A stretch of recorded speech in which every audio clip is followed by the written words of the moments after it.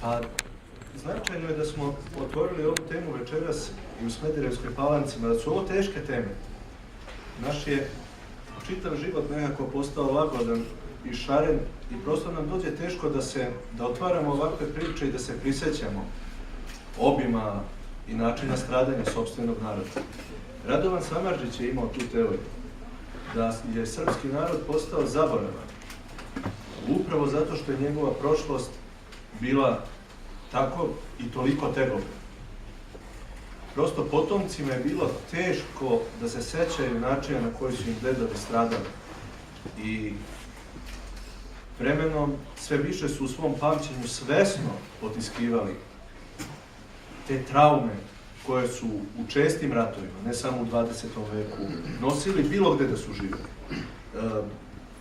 Ovako, naš razgovor večeras jeste bio zamišljen upravo tako da profesor Đurić predstavi osnovne teme i izdanja Muzeja žrtava genocida. On je istakao i probleme sa kojima se institucija suočavala i suočava se i upravo kroz to mi možemo da vidimo, to je zapravo muzej na neki način i naše ogledalo. Jer imate tu teoriju, i to rekao smo u medijima malo pre, da je nacija zajednica sećanja. I srpski narod i danas zapravo, to inače nije srpska, to je francuska teorija koja je potekla od Ernesta Renana, ali srpski narod danas kao zajednica sećanja jedini može da teži da ide u budućnost. Onog trenutka kad popuste te priče, kad izbledu našim sećanjima, mi se pretvaramo onako, nismo više deo jedne reke, nego se pretvaramo u neke potočiće i na kraju završavamo onako kako je to Meša Selimović za drugi narod slikovito govorio, da niti smo jedna reka koja ima svoj tok, niti se ulivamo u neku veću reku, već postajemo jedna bara koja je osuđena da se na kraju osuši. Profesor Đurić je inače naš najveći stručnjak za stradanje Srpske pravoslavne crkve u Drugom svetskom ratu i na stradanja srpskog naroda u Jasenovcu. I zato smo i mi nekako pokušali samo da otvorimo ove teme, a da više ostavimo prostora i za pitanja i za jedan uljudan razgovor nakon završetka prvog dela ove tribine. Takođe, kolega Bojan Argutina je prikazao i svesno smo njega pozvali kao najmlađeg od naših kolega da nam prikaže studiju slučaja stradanja srpskog naroda u jednom drugom kraju. Nekako sve češće se dešava, naravno to je uslovljeno bilo i Abnojevskim granicama i životom u drugoj Jugoslaviji, da se srpski narod tokom čitavog 20. veka nije suštinski upoznao. I da mi nismo shvatili da između Slavonaca, Kordunaša, Dalmatinaca, Ličana, Bosanaca, Hercegovaca i Šumadinaca nema i ne sme da bude nikakve razlike. Iz tog razloga je i Bojan govorio upravo o ovom stradanju u nezavisnoj državi Hrvatskoj, koje je po obimu, po bestijalnosti zločina, bilo kudikamo veće i posećanje žrtava teže nego što je to u našem kraju. Ali palo nam je u zadatak i da kažemo koju reč više o stradanju uopšte u Smederevskom kraju, šta se to dešavalo. 2015. godine smo u izdanju Instituta za savremenu istoriju priredili knjigu Smederevski kraj u Drugom svetskom ratu, ljudi i događaji. I nekako smo tu nastojali, i ja kao autor, ali i mnogi moji saradnici, da predstavimo šta se to zapravo, kakva je to bila složena slika i složen pejzaž ovog kraja u periodu okupacije i građanskog rata. Koliko smo u tome uspeli, ne znam, ali je činjenica da je knjiga izazvala određene komentare i da je već, eto, posle godinu i nešto dana više i nije bilo ni u prodaji. Nastavak je bio drugi tom, knjiga Smederevski kraj u Drugom svetskom ratu, žrtve rata, za koje onda nije bilo interesovanja. I to je ono što je mene kao autora, koji je 10 godina svog života posvetio izučavanju te teme, bilo jako pogodilo. Malo ljudi je uopšte pokazalo interesovanje za jednu takvu temu. Smederevski kraj u Drugom svetskom ratu, žrtve rata, sa tim podnaslovom je knjiga u kojoj smo sabrali sve žrtve rata iz 3 opštine, 49 sela, jednog grada i 2 varoši, Smederevo, Velika Plana i Smederevska Palanka, i popisali smo ih 4120. Obraćali smo se raznim privrednim subjektima u okrugu, niko nije našao za shodno da shvati kolika je važno uopšte toga da govorimo o žrtvama Drugog svjetskog rata. Kakve pouke možemo da izvučemo? Šta da činimo i šta da ne činimo na osnovu toga. Ali koliko je važno da skupa sastavimo 2017. godine, 70 i više godina nakon završetka Drugog svjetskog rata, jednu knjigu pomirenja u koju bi bili samo po azbučnom redu upisani svi pripadnici zaraćenih strana u građanskom ratu u Srbiji, sve civilne žrtve, i da budu složeni po azbučnom redu tako da sveštenici 70 godina kasnije mogu njihova imena da čitaju u crkvi i da ih pomenu sve. To istraživanje je trajalo dugo, nije bilo jednostavno, ali razumevanjem i inicijativom profesora Veljka Đurića, zaista to ne kažem reda radi što je večeras ovde sa nama, jedino njegovim razumevanjem knjiga je zapravo odštampana. Da smo čekali državu, da smo čekali druge nadležne institucije, da smo se oslanjali samo na sopstveno pamćenje i sopstvene snage, knjiga ne da bi zadugo ostala u rukopisu, nego sam siguran da nikada ne bi bila odštampana. Naravno, našli su se i svesni i savesni pojedinci u našoj sredini i na taj način su i oni uzidali po neku svojom pomoću, svojom podrškom, svojim prilogom, uzidali po neku ciglu u ovaj naš spomenik pomirenja sa ovog prostora. Bilo je potrebno da bi se do tog rezultata došlo da se najpre ide na teren, da se razgovara sa stotinama svedoka, da se ožive njihove uspomene. Ono što im je bilo, što su potiskivali, o čemu govorili, je bilo teško da se toga seća. Zatim da se čitaju crkvene knjige umrlih. Ovde su i neki moji prijatelji iz okolnih sela koji su mi puno pomagali u tom poslu. Da otvorimo crkvene knjige umrlih, protokole, da vidimo kakva je to dinamika stradanja bila u periodu od 1941. do 1944. godine. Zatim da se konsultuje i valorizuje relevantna istorijska i publicistička literatura nastajala u periodu socijalističke Jugoslavije.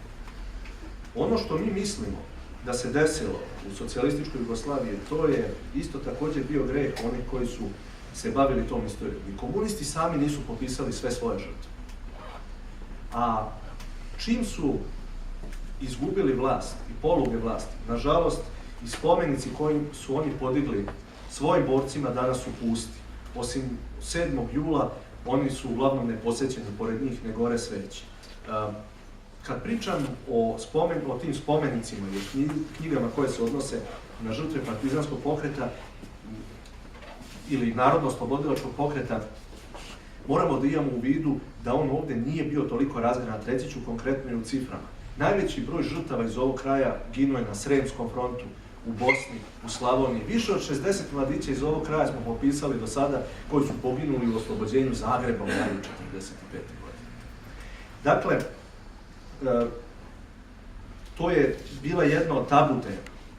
Druga važna tabu tema o kojoj sad nekako i lišavamo se tih kontroverzi jesu stradanja u jesen 1944. Stradanja takozvanih narodnih neprijatelja. Streljenja na mnogim lokacijama ovdje u našem kraju ili nestala lica u povlačenju u Bosni i tako dalje.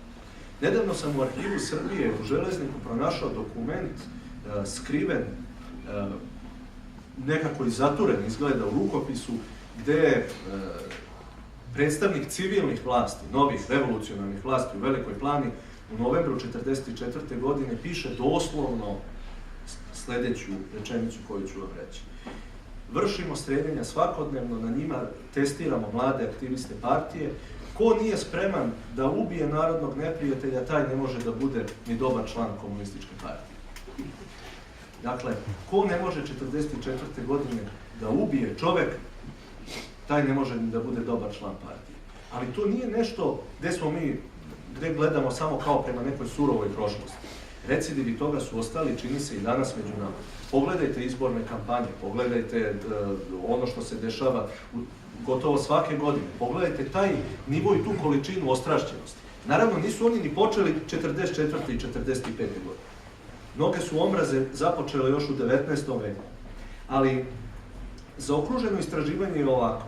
Statistika je nekada suvoparna, ali je, što se tiče metodologije, kako je uspostavio i na kako nas je usmeravao profesor Đurić, ona je ubitačna i zaista ne ostavlja prostora za bilo kakve kontroverze. Ona u našem slučaju, ja sam pripremio neke dijagrame, ali sam uvek slab sa tehnikom, pa ću pokušati da izložim ovako. 1941. godine poginulo je u Smederevskom kraju 676 osoba ili 16,4% od ukupnog broja žrtava. To su žrtve petoljunske eksplozije u Smederevu, to je eksplozija koja je odnela mnogo života, manje nego što se inače misli, što se najčešće ponavlja u publicističkim radovima i danas. Zatim u bombardovanju Smedereva od strane nemačkih vazduhoplovnih snaga, kasnije 1944. Još veće stradanja će uslediti i od anglo-američkih bombardera. I to su prva stradanja u odmazdama, to su stradanja u ustanku, 16,4%. 1942. godine najmanje je žrtava u Smederevskom kraju, svega 3,6%. Srbija je tada pacifikovana. U njoj nema, evo, profesor Đurić kaže o zborniku, o generalu Milanu Nediću. Tada je Srbija pacifikovana, nema ustanka. Računali smo s druge strane i broj sklopljenih brakova za vreme okupacije u Smederevskom kraju. Najveći broj ih je upravo u tom predahu tokom 1942. godine. Dakle, 3,6% 1942. 1943. 308 poginulih ili 7,5%, to je kada se ponovo intenzivira građanski rat u ovom području. I 1944. 18,1% ili 746 žrtava, to su pre oktobra 1944. To su uglavnom žrtve građanskog rata. Nakon oktobra, oktobar, novembar i decembar 1944. u ta 3 meseca 11,7% žrtva.